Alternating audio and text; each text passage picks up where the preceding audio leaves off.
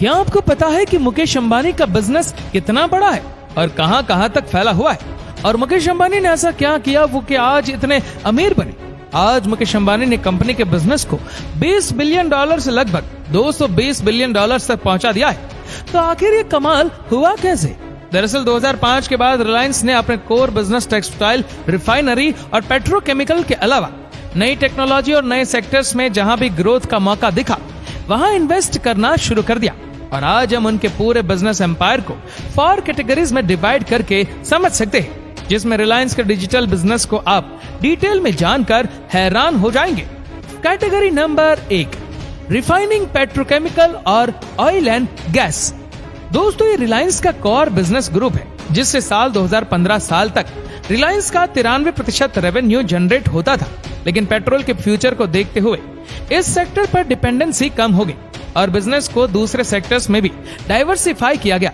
और आज इस सेक्टर से रिलायंस का लगभग 56% रेवेन्यू जनरेट होता है। धीरूभाई अंबानी ने साल 1999 में गुजरात के जामनगर में दुनिया के सबसे बड़े क्रूड ऑयल रिफाइनरी की शुरुआत की थी, जिसकी रिफाइनिंग कैपेसिटी आज 1.24 मिलियन बैरल पर डे, जबकि जामनगर के स्पेशल इकोनॉमिक जोन में ही दूसरा रिफाइनरी यूनिट भी है, जिसकी capacity 0.58 million barrel per day, जो दुनिया की 6th सबसे बड़ी रिफाइनरी है।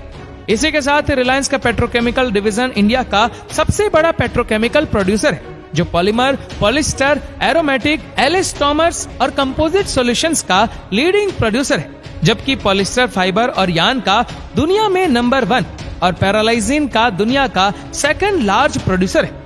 दोस्तों, रिलायंस तेल और गैस के नेचुरल रिसोर्सेज की खोज और उनका प्रोडक्शन भी करती है। आपने केजी बेसिन का नाम तो जरूर सुना होगा, और अगर नहीं सुना है तो बता दूं कि कृष्णा गोदावरी नदी बेसिन में रिलायंस ने नेचुरल ऑयल और गैस की खोज की थी, जिसके कई ब्लॉक से तेल और गैस का प्रोडक्शन किया जाता है।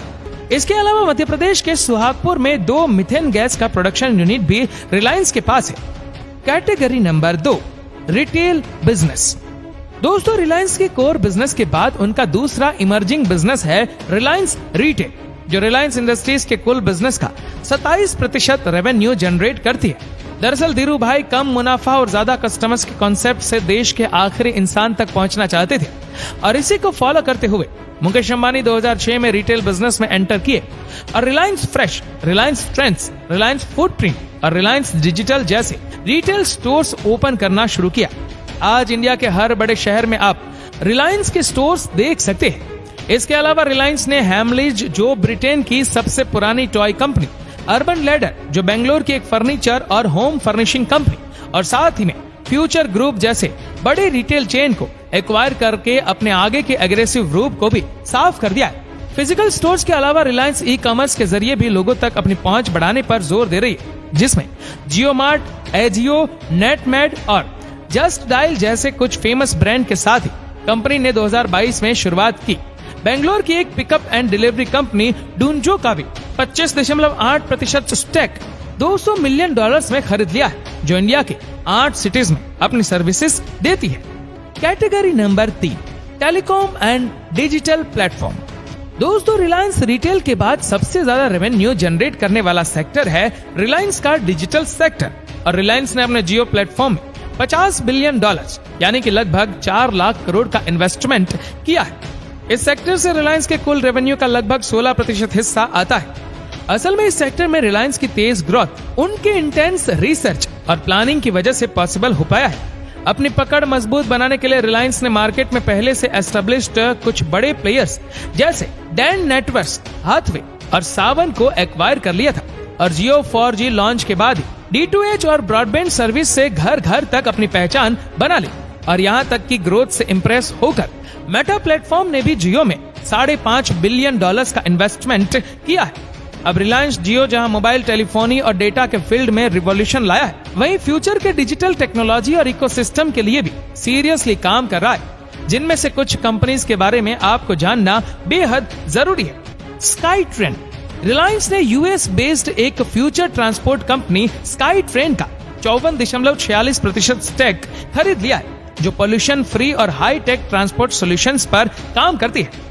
एस्टेरिया एरोस्पेस एक आर्टिफिशियल इंटेलिजेंस और रोबोटिक्स की एक बेंगलोर बेस्ड कंपनी है, जो UAV यानी कि अनमैन्ड एरियल व्हीकल बनाती है, जिसका 51.78% हिस्सा अब रिलायंस के पास है। टैसी रैकेट एक मुंबई बेस्ड और AR/VR यानी कि ऑग्यूमेंटेड और वर्चुअल रियलिटी के डिवाइसेस और एप्लीकेशंस बनाने की इंडिया की सबसे बड़ी कंपनी है, जो 92.7% स्टेक के साथ अब रिलायंस की हो गई है। इसके अलावा नेट्राडाइन बेंगलोर बेस्ड एक आर्टिफिशियल इंटेलिजेंस की कंपनी जो रूट सेफ्टी के नए स्टैंडर्ड क्रिएट कर रही है। C2 जो फार्मा सेक्टर को बहुत ही हाई लेवल की टेक्नोलॉजी सर्विस प्रोवाइड करती है, और वीडियोनेटिक्स एक वीडियो सर्विलांस टेक्नोलॉजी की कंपनी, और कोवैक्सिस मुंबई की एक IoT बेस्ड कंपनी भी रिलायंस ओन करती है। एक्विजिशन की लिस्ट अभी खत्म नहीं हुई दोस्तों, लेकिन अब आपको रिलायंस के एम्बिशन और विजन का आइडिया लग गया होगा कि एक सक्सेसफुल कंपनी कितना आगे का सोचती है। मुकेश अंबानी ने एम्बाइब नाम की एक AI बेस्ड एजुकेशनल प्लेटफॉर्म का 70% स्टेक खरीद कर इस सेक्टर में भी एंट्री कर ली है, और अब फिजिक्स वाला और बायजू जैसी यूनिकॉर्न का मुकाबला सीधे रिलायंस से होने वाला है।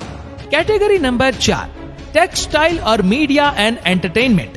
दोस्तों, रिलायंस का बाकी बचा 1% रेवेन्यू टेक्सटाइल और मीडिया एंड एंटरटेनमेंट से आता है। टेक्सटाइल बिजनेस से ही रिलायंस की शुरुआत हुई थी, और गुजरात के नरोडा में मौजूद प्रोडक्शन यूनिट बड़ी बड़ी कंपनीज को प्रीमियम फैब्रिक एक्सपोर्ट करती है। और बात अगर मीडिया सेक्टर की करें तो रिलायंस ग्रुप का मीडिया एंड एंटरटेनमेंट में एक्सपोजर बहुत ही सीक्रेट है, और ज्यादातर लोग इसके बारे में जानते ही नहीं। आप जानकर हैरान होंगे कि कई न्यूज और TV channels Reliance group own करता है, जिनमें काफी चैनल्स ऐसे होंगे जिन्हें आप रोज देखते होंगे, जिसमें नेटवर्क 18, कलर्स एंटरटेनमेंट जैसे मीडिया चैनलों के मालिक है।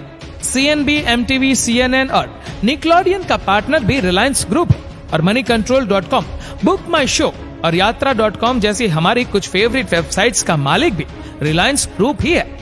दोस्तों, एक तरफ जहां मुकेश अंबानी बिजनेस को तेजी से आगे ग्रो करते गए, वहीं दूसरी तरफ उनके छोटे भाई अनिल अंबानी कंगाल हो गए। दरअसल प्रॉपर्टी में डिवीजन के वक्त मुकेश अंबानी को रिलायंस का ट्रेडिशनल पेट्रोलियम बिजनेस मिला, जबकि अनिल अंबानी को पावर, इंफ्रास्ट्रक्चर, फाइनेंशियल सर्विसेज और टेलीकॉम जैसे लेटेस्ट और एडवांस बिजनेस मिले, जिसमें फ्यूचर ग्रोथ काफी अच्छा था। हालांकि मुकेश अंबानी को दिए जा रहे बिजनेस का वैल्यूएशन अनिल अंबानी से कुछ ज्यादा था, लेकिन पेट्रोकेमिकल बिजनेस के फ्यूचर को लेकर मार्केट सेंटिमेंट नेगेटिव था, और अनिल अंबानी अपने लिए यही सब बिजनेस चाहते भी थे, क्योंकि जहां मुकेश अंबानी शांत रहकर अपने बिजनेस पर ध्यान देते थे, वहीं अनिल को लाइमलाइट में रहना पसंद था। वह अक्सर पार्टीज में फिल्मी सितारों के साथ और टीवी चैनल्स पर नजर आते रहते थे। अब मुकेश अंबानी के पास जामनगर रिफाइनरी जैसा कीमती एसेट्स था। उन्होंने पेट्रोकेमिकल बिजनेस पर ही पूरा फोकस किया, और जो पैसे कमाए उसी से अपने बिजनेस को बढ़ाने लगे। हालांकि कभी कर्ज की जरूरत भी पड़ी तो उनको एसेट्स के आधार पर आसानी से मिल भी गया, लेकिन उन्होंने ना कभी कर्ज पर अपनी डिपेंडेंसी बढ़ाई और ना ही कभी लोन चुकाने में देर की। लेकिन इसके ठीक उल्टा अनिल ने अलग अलग सेक्टर्स में अपनी क्षमता से ज्यादा कर्ज लेना शुरू कर दिया। जानकारी ना होने के बावजूद उन सेक्टर्स में एंटर कर गए जहां नुकसान के अलावा कुछ भी नहीं मिला। बिजनेस को ओवर डाइवर्सिफाई कर दिया। कुल मिलाकर कहे कि रायता इतना फैला दिया कि समेटना मुश्किल हो गया, और जब उम्मीद के हिसाब से रिजल्ट नहीं मिला तो एक एक करके उनकी कंपनीज लॉस में जाने लगी। सारे लोन डिफॉल्ट होने लगे। तो अगर हम उनके फेल होने के मेन रीजन की बात करें तो जल्दबाजी में डिसीजन, अपनी कैपेसिटी से ज्यादा कर्ज लेना और बिजनेस का ओवर डाइवर्सिफिकेशन ही 3 अहम रीजन है जिसने उन्हें कंगाल कर दिया। हालांकि कुछ साजिश के इरिगेशन उनकी तरफ से रिलायंस इंडस्ट्रीज और मुकेश अंबानी पर भी लगाए गए, लेकिन फैसला हमेशा मुकेश अंबानी के फेवर में ही आया। और एरिक्सन कंपनी से एक विवाद में तो मुकेश अंबानी ने उन्हें जेल जाने से भी बचाया था। तो दोस्तों, अब तो आप जान ही गए होंगे कि आखिर मुकेश अंबानी का बिजनेस कितना बड़ा है। आपको वीडियो कैसी लगी हमें नीचे कमेंट करके जरूर बताएगा, और अगर आपको वीडियो अच्छा लगा हो तो इस वीडियो को लाइक करेगा, शेयर करेगा ज्यादा से ज्यादा लोगों तक, और ऐसे ही और भी रोचक जानकारियों के लिए सब्सक्राइब करें हमारे यूट्यूब चैनल को और फेसबुक पर फॉलो करें हमारे पेज को। धन्यवाद।